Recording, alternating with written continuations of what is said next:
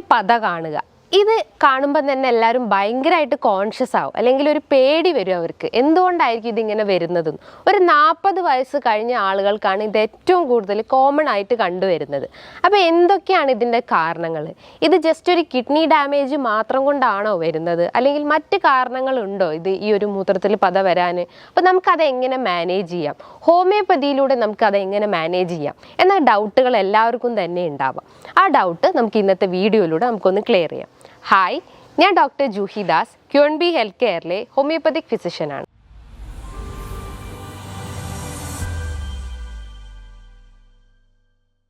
നമുക്കറിയാം, renal system എന്ന് പറയുമ്പം കിഡ്നി, ബ്ലാഡർ, യുറേറ്റർ ഈ ഒരു ഓർഗൻസ് ചേർന്നിട്ടുള്ളതാണ് റീനൽ സിസ്റ്റം എന്ന് പറയുന്നത്.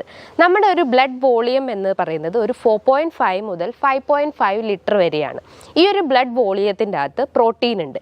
ഈ പ്രോട്ടീൻ എന്ന് പറയുമ്പം ആൽബുമിനും ഉണ്ട്, അതേപോലെ തന്നെ ഗ്ലോബുലിൻ കണ്ടൻറ്റും ഉണ്ട്. ഈ ഒരു പ്രോട്ടീൻ്റെ സഹായത്തോടെയാണ് നമ്മുടെ ശരീരത്തിലെ ഓരോ ഫങ്ഷൻസും നടക്കുന്നത്. അതായത് നമ്മളെ മസിൽ സ്ട്രെങ്ത് ഇൻക്രീസ് ചെയ്യാൻ, നമ്മളെ ഹെയർ, സ്കിന്ന്, അതേപോലെ തന്നെ RBC പ്രൊഡക്ഷൻ, അതായത് ചുവന്ന രക്താണുക്കളൊക്കെ ഉണ്ടാക്കാൻ സഹായിക്കുന്നത് ഇത്തരം പ്രോട്ടീൻസ് ആണ്. അതായത് ആൽബുമിൻ, ഗ്ലോബുലിൻ പോലത്തെ ഇത്തരം പ്രോട്ടീൻസ് ആണ്. അപ്പോൾ ഈ ഒരു പ്രോട്ടീൻസ് നമ്മളെ ബോഡിയിൽ, അതായത് നമ്മളെ രക്തത്തിൽ ഓൾറെഡി പ്രസൻ്റ് ആണ്. പക്ഷെ അത് യൂറിനിലൂടെ കാണുമ്പോൾ, അല്ലെങ്കിൽ യൂറിനിൽ നമ്മൾ ആ പ്രോട്ടീൻസ് കാണുമ്പോഴാണ് നമ്മൾ കൂടുതലായിട്ട് വെറീഡ് ആവുക. റീനൽ സിസ്റ്റം എന്ന് പറയുമ്പോൾ നമ്മുടെ രക്തത്തിനെ ഫിൽട്ടർ ചെയ്തിട്ട് അത് യൂറിൻ വഴി, അല്ലെങ്കിൽ യൂറിനേറ്റ് ചെയ്ത് പോകുന്നതിനെയാണ് ഈ റീനൽ സിസ്റ്റം എന്ന് പറയുന്നത്. നമ്മുടെ കിഡ്നി നമ്മുടെ യൂറിനെ, അതായത് നമ്മുടെ രക്തത്തിനെ ഫിൽട്ടർ ചെയ്യുന്നു. എന്നിട്ട് ആ ഫിൽട്ടർ ചെയ്തിട്ടുള്ള ആ ഒരു വേസ്റ്റ് പ്രൊഡക്റ്റ്, അല്ലെങ്കിൽ ഒരു എക്സ്ക്രീറ്ററി പ്രൊഡക്റ്റ് ആണ് യൂറിൻ എന്ന് പറയുന്നത്. നോർമൽ യൂറിൻ ഔട്ട്പുട്ട് എന്ന് പറയുമ്പോൾ 1.5 ലിറ്റർ ആണ്. അപ്പോൾ അതിൻ്റെ ബേസിസ് ആണ് നമ്മൾ വെള്ളം കുടിക്കേണ്ടത്. അതായത് നമ്മളെ യൂറിനറി ഔട്ട്പുട്ട് എത്രയാണോ അതിൻ്റെ ബേസിസ് ആയിരിക്കും നമ്മൾ ആ ഒരു തേഴ്സ്റ്റ് മെയിൻറ്റെയിൻ ചെയ്യുന്നത്. അപ്പം ഈ ഒരു ഫ്രോത്തി യൂറിൻ, അല്ലെങ്കിൽ മൂത്രത്തിൽ പത വരാൻ ഒരുപാട് കാരണങ്ങളുണ്ട്. മെയിനായിട്ടുള്ളതാണ് അവർക്ക് കിഡ്നി ഡാമേജ് എന്ന് പറയുമ്പോൾ എല്ലാവരും തന്നെ ഉദ്ദേശിക്കുന്നതാണ് റീനൽ സ്റ്റോൺ, അതായത് റീനൽ കാൽക്കുലി, അല്ലെങ്കിൽ മൂത്രത്തിൽ കല്ല് വരിക, അല്ലെങ്കിൽ കിഡ്നി സ്റ്റോൺ എന്ന് പറയുന്നത്. അപ്പോൾ ഈ കിഡ്നി സ്റ്റോൺ വരാനുള്ള കാരണങ്ങൾ എന്തൊക്കെയാണ്? നിങ്ങൾ അമിതമായിട്ട് എന്തെങ്കിലും പ്രോട്ടീൻ ഇൻടേക്കോ, അല്ലെങ്കിൽ നിങ്ങളുടെ ശരീരത്തിൽ കൃത്യമായിട്ടുള്ള ജലാംശത്തിൻ്റെ അളവ് ഇല്ലെങ്കിലോ, അല്ലെങ്കിൽ ഓവർ വർക്കൗട്ട് ചെയ്യുന്ന ആളുകൾക്കൊക്കെയാണ് ഇത്തരം കിഡ്നി സ്റ്റോൺ ഡെവലപ്പ് ചെയ്യുന്നത്. അല്ലെങ്കിൽ അമിതമായിട്ടുള്ള രക്തസമ്മർദ്ദമുള്ള ആളുകൾക്ക്, അല്ലെങ്കിൽ കൂടുതലായിട്ട് കലോറി അടങ്ങിയിട്ടുള്ള, അല്ലെങ്കിൽ ഫാറ്റ് അടങ്ങിയിട്ടുള്ള ഭക്ഷണങ്ങളൊക്കെ കഴിക്കുമ്പോഴാണ് നമുക്ക് ഈ കിഡ്നി സ്റ്റോണിൻ്റെ പ്രശ്നങ്ങൾ ഉണ്ടാകുന്നത്. കോമൺ ആയിട്ട് കണ്ടുവരുന്ന ഒരു കിഡ്നി സ്റ്റോൺ എന്ന് പറയുന്നത് കാൽഷ്യം ഓക്സലേറ്റ് ക്രിസ്റ്റൽസ് ആണ്. അതായത് കിഡ്നീൻ്റെ ആ ഒരു അപ്പർ പോളിലും മിഡിൽ കോർട്ടെക്സിലും അതേപോലെ തന്നെ ലോവർ കോർട്ടെക്സിലും ഒക്കെ ആയിട്ട് ഇങ്ങനെ സ്റ്റോൺസ് ഡിപ്പോസിറ്റ് ചെയ്യാനുള്ള ഒരു ചാൻസസ് ഉണ്ട്. അപ്പം ഒരു 4 mm സൈസുള്ള ഒരു സ്റ്റോൺ ആണെങ്കിൽ അത് നോർമലി നമ്മളെ യൂറിനിലൂടെ അത് പാസ് ഔട്ട് ചെയ്ത് പോകും. പക്ഷേ 4 mmനെക്കാട്ടും കൂടുതലായിട്ടുള്ള ഒരു സൈസുള്ള സ്റ്റോൺ ആണെങ്കിൽ അത് നമുക്ക് ട്രീറ്റ്മെൻറ്റ് എക്സ്റ്റേണലി തന്നെ കഴിക്കണം. എന്നാലേ ഉള്ളൂ അത് നമ്മൾ ആ ഒരു സ്റ്റോൺ കംപ്ലീറ്റ് ആയിട്ട് അത് ഡിസോൾവ് ചെയ്ത് പോകത്തുള്ളൂ. അപ്പോൾ കിഡ്നി സ്റ്റോൺ ഉള്ള ആളുകൾക്കും ഇത്തരം മൂത്രത്തിൽ പത വരാനുള്ള ഒരു ചാൻസസ് ഉണ്ട്. അതേപോലെ തന്നെ നമുക്ക് മറ്റൊരു കാരണം എന്ന് പറഞ്ഞു കഴിഞ്ഞാൽ, നിങ്ങളുടെ ശരീരത്തിൽ കൃത്യമായിട്ട് ജലാംശം മെയിൻറ്റെയിൻ ചെയ്തിട്ടില്ലെങ്കിൽ, അല്ലെങ്കിൽ നിങ്ങളുടെ ബോഡി കൂടുതലായിട്ടും ഡീഹൈഡ്രേറ്റഡ് സ്റ്റേജിലോട്ട് പോയിട്ടുണ്ടെങ്കിൽ, നമ്മുടെ ശരീരം എന്ന് പറയുമ്പം ഒരു ബോഡി ടെമ്പറേച്ചർ, അല്ലെങ്കിൽ നമ്മൾ ആ ഒരു ടെമ്പറേച്ചർ മെയിൻറ്റെയിൻ ചെയ്യാൻ പറ്റുന്നതാണ്. അപ്പോൾ കൃത്യമായ അളവിൽ നമ്മൾ വെള്ളം കുടിച്ചിട്ടില്ലെങ്കിലും ഇത്തരം പ്രശ്നങ്ങൾ ഡെവലപ്പ് ചെയ്യാനുള്ളൊരു ചാൻസസ് ഉണ്ട്. മറ്റൊരു പ്രധാനപ്പെട്ട ഒരു കാരണം എന്ന് പറഞ്ഞു കഴിഞ്ഞാൽ, നിങ്ങൾക്ക് ഇടയ്ക്ക് യൂറിനറി ഇൻഫെക്ഷൻസ് വരുന്നു, അല്ലെങ്കിൽ യൂറിനറി ട്രാക്ട് ഇൻഫെക്ഷൻസ് റെക്കറൻ്റ് ആയിട്ട് വന്നുകൊണ്ടിരിക്കുന്നു. ഇത് എസ്പെഷ്യലി ഫീമെയിൽസിലാണ് ഏറ്റവും കോമൺ ആയിട്ട് കണ്ടുവരുന്നത്. അതിൻ്റെ ഒരു റീസൺ എന്ന് പറയുമ്പം ഷോർട്ട് യുറേത്ര, അതായത് സ്ത്രീകളെ നോക്കുമ്പോൾ അവരുടെ യുറേത്ര സ്ട്രക്ചർ ഭയങ്കര ഷോർട്ട് ആയിരിക്കും. അതേപോലെ തന്നെ അവരുടെ ആനൽ ഓപ്പണിങ്ങും അതേപോലെ തന്നെ യുറേത്രൽ ഓപ്പണിങ്ങും ക്ലോസ്ഡ് ആണ്. ഐ മീൻ വളരെ അടുത്തടുത്താണ്. അപ്പോൾ പെട്ടെന്ന് ഇൻഫെക്ഷൻസ്, അതായത് ആനസ് റീജിയനിലുള്ള ഇൻഫെക്ഷൻസ് പെട്ടെന്ന് യുറേത്രയിലേക്ക് സ്പ്രെഡ് ആവാനുള്ള ഒരു ചാൻസസ് ഉണ്ട്. അപ്പോൾ അത്തരം കാരണങ്ങളാണ് ഇത് സ്ത്രീകളിൽ ഏറ്റവും കൂടുതൽ വർദ്ധിച്ചു വരുന്നത്. എസ്ട്രീഷ്യ കോളയാണ് ഇതിൻ്റെ ഒരു ഏജൻ്റ് ആയിട്ട് വർക്ക് ചെയ്യുന്നത്. അതായത് അത്തരം ബാക്ടീരിയാസ് ആണ് നമ്മൾ ആ ഒരു യൂറിനറി ട്രാക്റ്റിൽ ഡിപ്പോസിറ്റ് ചെയ്യും. അതിൻ്റെ ഒരു കോളനൈസേഷൻ കാരണമാണ് നമുക്ക് യൂറിനറി ട്രാക്ട് ഇൻഫെക്ഷൻസ് വരുന്നത്. അതിൻ്റെ ഒരു ലക്ഷണങ്ങൾ എന്ന് പറയുമ്പം അതിശക്തമായിട്ടുള്ള വേദന അനുഭവപ്പെടുന്നു. അതായത് മൂത്രം ഒഴിക്കുമ്പോൾ ഒരു ബേണിംഗ് സെൻസേഷൻ ഉണ്ടാവുന്നു. ചില ആളുകൾക്ക് യൂറിനേറ്റ് ചെയ്താലും ഇനിയും പോകാനുള്ള ഒരു ടെൻഡൻസി ഉണ്ടാവുന്നു. അതിശക്തമായിട്ടുള്ള നടുവേദന അനുഭവപ്പെടുന്നു. രാത്രി കാലങ്ങളിൽ പനി അനുഭവപ്പെടുന്നു. അതായത് വിറയലോട് കൂടിയിട്ടുള്ള ഒരു ചിൽസ് ഫീലിങ്സ് ഉണ്ടാവുന്നു. ഇത്തരം ലക്ഷണങ്ങൾ നിങ്ങൾക്ക് കാണുവാണെങ്കിൽ നിങ്ങൾ തീർച്ചയായിട്ടും ഒരു യൂറിൻ ടെസ്റ്റ് ചെയ്യുക. അതോടൊപ്പം തന്നെ ഒരു വയറിൻ്റെ ഒരു സ്കാനിങ് എടുത്തു കഴിഞ്ഞാൽ നിങ്ങൾക്ക് യൂറിനറി ട്രാക്റ്റിൽ എന്തെങ്കിലും സ്റ്റോൺ ഫോർമേഷൻ ഉണ്ടോ, അല്ലെങ്കിൽ ബ്ലാഡർ സ്റ്റോൺ ആണോ, അല്ലെങ്കിൽ റീനൽ കാൽക്കുലേ ആണോ എന്ന് അറിയാൻ പറ്റുന്നതാണ്. അപ്പോൾ ഈ 2 ടെസ്റ്റിലൂടെ തന്നെ നമ്മൾ ഇൻഫെക്ഷൻസ് അല്ലെങ്കിൽ യൂറിനറി ഇൻഫെക്ഷൻസ് ആണോ എന്ന് നമുക്ക് ക്ലിയർ ഔട്ട് ചെയ്യാൻ പറ്റുന്നതാണ്. ഒരു മൂന്നാമത്തെ കാരണം, അല്ലെങ്കിൽ മൂത്രത്തിൽ പത വരാനുള്ള ഒരു മൂന്നാമത്തെ കാരണം എന്ന് പറഞ്ഞു കഴിഞ്ഞാൽ നിങ്ങൾ കൂടുതലായിട്ട് വർക്കൗട്ട് ചെയ്യുമ്പോൾ, അല്ലെങ്കിൽ ബോഡി ബിൽഡേഴ്സിൻ്റെ കേസസിലൊക്കെ നമ്മളെ മസിൽസ് നമ്മൾ കൂടുതലായിട്ട് വർക്കൗട്ട് ചെയ്യുന്നു. അപ്പോൾ നമ്മുടെ ബോഡിയിൽ പ്രോട്ടീൻ മെറ്റബോളിസം അമിതമാവുന്നു. അതായത് ക്രിയാറ്റിനിൻ എന്ന് പറഞ്ഞിട്ടുള്ള ആ ഒരു വേസ്റ്റ് പ്രൊഡക്റ്റ് നമ്മളെ കിഡ്നിയിൽ അമിതമായിട്ട് ഉൽപ്പാദിക്കപ്പെടുന്നു, അല്ലെങ്കിൽ നമ്മുടെ ബോഡിയിൽ കൂടുതലായിട്ടും ഉൽപ്പാദിക്കപ്പെടുന്നു. അപ്പോൾ ക്രിയാറ്റിനിൻ നമ്മുടെ ശരീരത്തിൽ കൂടിക്കഴിഞ്ഞാലും ഇത്തരം മൂത്രത്തിൽ പത വരാനുള്ള ഒരു ചാൻസസ് ഉണ്ട്.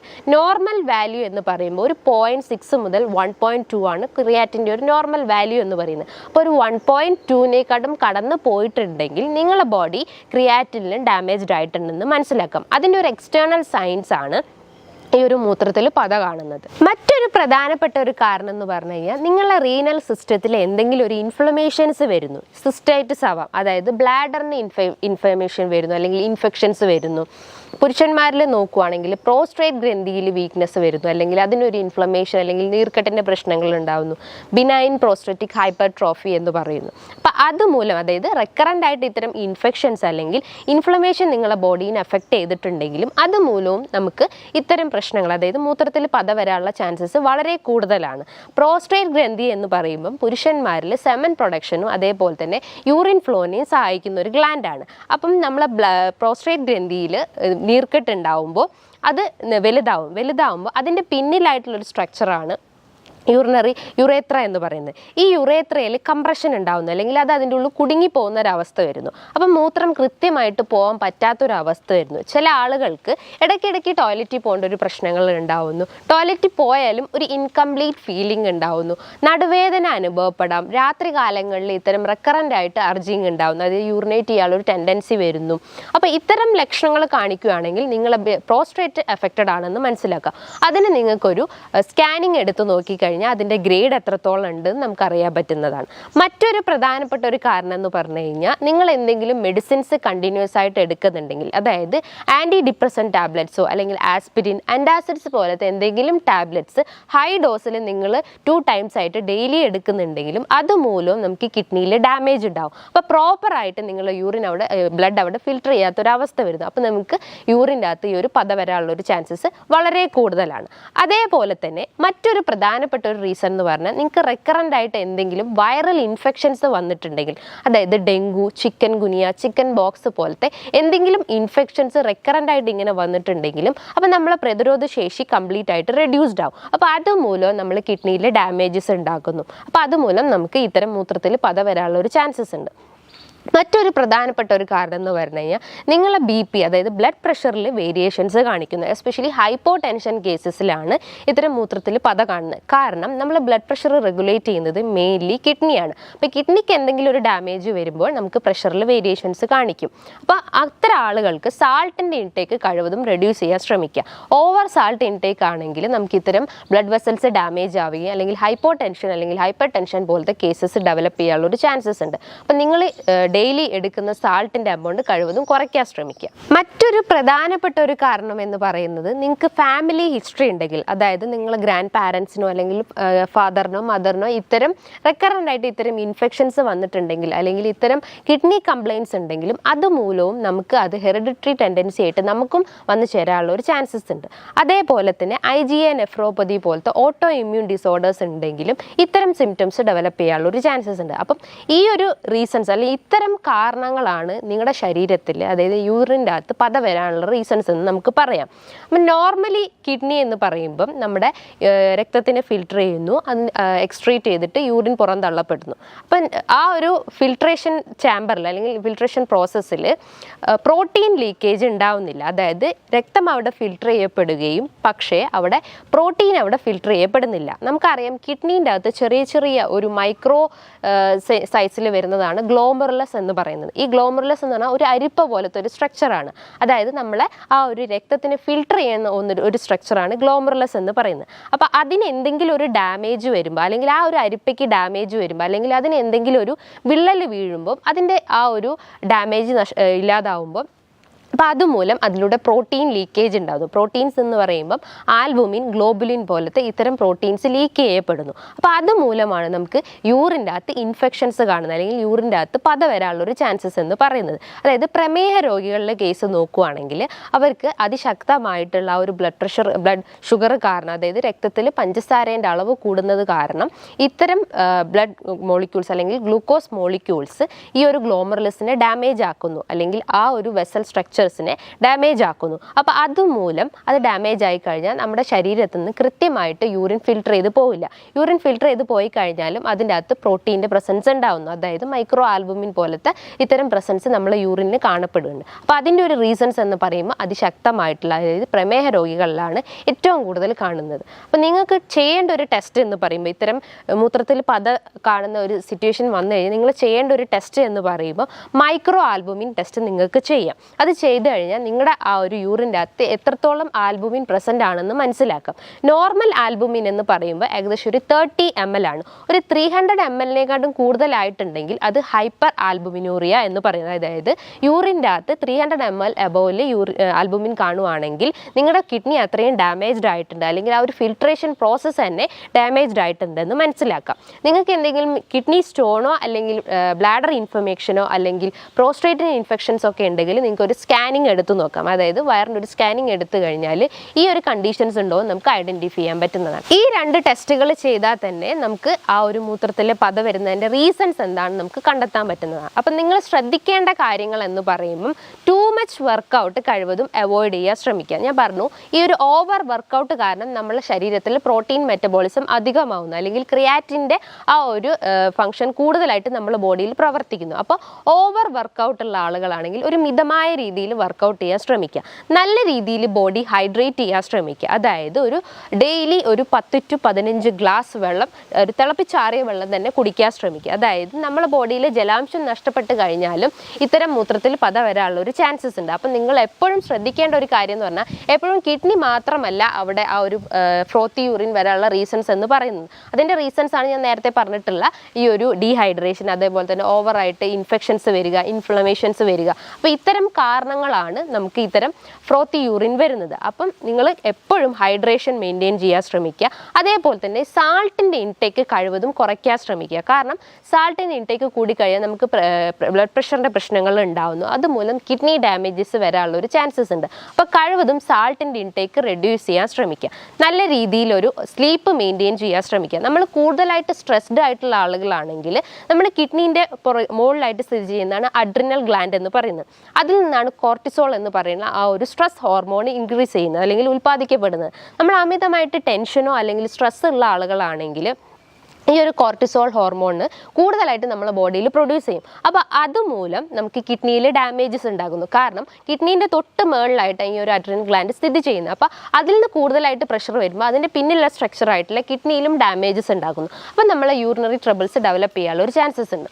അതേപോലെ പ്രഗ്നന്റ് ലേഡീസ് ഉള്ള ആളുകളിലും ഇത്തരം ഫ്രോത്തി യൂറിൻ കണ്ടുവന്നിട്ടുണ്ട്. അതിൻ്റെ ഒരു റീസൺ എന്ന് പറയുമ്പം പ്രഗ്നൻ്റ് ആയിട്ടുള്ള ലേഡീസിൻ്റെ കേസ് നോക്കുകയാണെങ്കിൽ അവർക്ക് ആ ഒരു യൂട്രസ് എൻലാർജ്ഡ് ആവും, അതായത് ബേബി ഉള്ളത് കൊണ്ട് തന്നെ യൂട്രസ് എൻലാർജ്ഡ് ആവും. അപ്പോൾ അതുമൂലം അതിൻ്റെ അടുത്തായിട്ടുള്ള സ്ട്രക്ചറാണ് ബ്ലാഡർ എന്ന് പറയുന്നത്, യൂറിനറി ബ്ലാഡർ. ആ ബ്ലാഡറിന് പ്രഷർ വരുന്നു. അതായത് ജസ്റ്റ് ഇമാജിൻ ചെയ്യുക, ഇത് യൂട്രസ് ആണെങ്കിൽ ഇതിൻ്റെ പിന്നിലായിട്ട് അല്ലെങ്കിൽ കുറച്ച് അടുത്തായിട്ടാണ് യൂറിനറി ബ്ലാഡർ ഉള്ളത്. അപ്പോൾ ഇതിങ്ങനെ വികസിച്ച് വരുമ്പോൾ അതിൻ്റെ പിന്നിലുള്ള സ്ട്രക്ചർ ഓട്ടോമാറ്റിക്കലി അവിടെ കംപ്രഷൻ വരുന്നു. അപ്പോൾ അതുമൂലം കൃത്യമായിട്ട് നമുക്ക് യൂറിൻ പാസ് ചെയ്യാൻ പറ്റാത്തൊരവസ്ഥ വരും. അതായത് യൂറിൻ ബ്ലാഡറിൽ കെട്ടിക്കിടക്കുന്ന ഒരു അവസ്ഥ വരുന്നു. അപ്പോൾ അതുമൂലം നമുക്ക് റെക്കറൻ്റ് ആയിട്ട് പ്രഗ്നന്റ് ലേഡീസിൽ നോക്കുകയാണെങ്കിൽ റെക്കറൻ്റ് ആയിട്ട് ഇൻഫെക്ഷൻസ് വന്നുകൊണ്ടിരിക്കുന്നു. അതേപോലെ തന്നെ ഇത്തരം യൂറിനറി ട്രബിൾസ് റെക്കറൻ്റ് ആയിട്ട് വന്നുകൊണ്ടിരിക്കുന്നത്. അതേപോലെ ഫ്രോത്തി യൂറിനും കണ്ടുവന്നിട്ടുണ്ട്. അപ്പോൾ അതിൻ്റെ ഒരു റീസൺ എന്ന് പറയുമ്പം ഈ ഒരു പ്രഷർ, അതായത് ബ്ലാഡറിൽ ഉണ്ടാകുന്ന പ്രഷറാണ്. അപ്പം നിങ്ങൾ ശ്രദ്ധിക്കേണ്ട കാര്യങ്ങൾ എന്ന് പറയുമ്പം വാട്ടർ ഇൻടേക്ക് മെയിൻറ്റെയിൻ ചെയ്യുക, എക്സസൈസ് മെയിൻറ്റെയിൻ ചെയ്യാൻ ശ്രമിക്കുക. അതേപോലെ നിങ്ങളെ കിഡ്നീനെ ഡാമേജ് ചെയ്യുന്ന രീതിയിലുള്ള ഒരു ഭക്ഷണവും കഴിവതും കുറയ്ക്കാൻ ശ്രമിക്കുക. അതായത് സ്പൈസി ഫുഡ്, ഓവറായിട്ടുള്ള ജങ്ക് ഫുഡ്, മസാലാസ് ഒക്കെ ഉണ്ടെങ്കിൽ കഴിവതും അതൊന്ന് കട്ട് ചെയ്യാൻ ശ്രമിക്കുക. ഇനി ഓവർ വെയിറ്റ് ഉള്ള ആളുകളാണെങ്കിലും അവരെ വെയിറ്റ് മിതമായ രീതിയിൽ അത് കുറച്ച് കൊണ്ടുവരാൻ ശ്രമിക്കുക. അതായത് വർക്കൗട്ട് ചെയ്തിട്ടൊക്കെ ഒന്ന് കുറച്ച് കൊണ്ടുവരാൻ ശ്രമിക്കുക. ഈ കാര്യങ്ങളൊക്കെ ഒന്ന് ശ്രദ്ധിച്ചു കഴിഞ്ഞാൽ നിങ്ങൾക്ക് ഇത്തരം ഫ്രോത്തി യൂറിൻ അല്ലെങ്കിൽ മൂത്രത്തിൽ പത വരുന്നതിൻ്റെ ആ ഒരു ടെൻഷൻ നമുക്ക് കഴിവതും കുറയ്ക്കാൻ പറ്റുന്നതാണ്. ഹോമിയോപ്പതി ആസ്പെക്ട്സ് നോക്കുകയാണെങ്കിൽ ഒരുപാട് മെഡിസിൻസ് ഇത്തരം കേസസിന് നമ്മൾ കൊടുത്തിട്ടുണ്ട്. അതായത് സരസപെരല, ലൈക്കോപോഡിയം, എപ്പിസ്, കാന്താരിസ് പോലത്തെ ഒരുപാട് മെഡിസിൻസ് ഇത്തരം കണ്ടീഷൻസിന് അവൈലബിൾ ആണ്. അപ്പം നിങ്ങൾക്ക് ഈ പറഞ്ഞിട്ടുള്ള കാര്യങ്ങളൊക്കെ നിങ്ങൾ കൃത്യമായിട്ട് ഫോളോ ചെയ്ത് കഴിഞ്ഞാൽ ഇത്തരം അസുഖത്തെ നമുക്ക് പൂർണ്ണമായിട്ടും റെഡ്യൂസ് ചെയ്യാൻ പറ്റുന്നതാണ്. നമ്മൾ കൂടുതൽ പാനിക് ആവാതെ അല്ലെങ്കിൽ കൂടുതൽ കോൺഷ്യസ് ആവാതെ നിങ്ങളൊരു മിതമായ രീതിയിൽ മൈൻഡ് റിലാക്സ് ചെയ്യുന്ന രീതിയിലുള്ള കാര്യങ്ങൾ ചെയ്ത് കഴിഞ്ഞാൽ ഈ ഒരു കണ്ടീഷൻസിനെ നമുക്ക് കംപ്ലീറ്റ് ആയിട്ട് റെഡ്യൂസ് ചെയ്യാൻ പറ്റും. നിങ്ങൾക്ക് ഇതുമായി ബന്ധപ്പെട്ട് എന്തെങ്കിലും ഡൗട്ടുകൾ ഉണ്ടെങ്കിൽ താഴെ കാണുന്ന നമ്പറിൽ കോൺടാക്റ്റ് ചെയ്യാവുന്നതാണ്. നല്ലൊരു ഹെൽത്ത് ടോപ്പിക്കുമായി വീണ്ടും കാണാം. താങ്ക്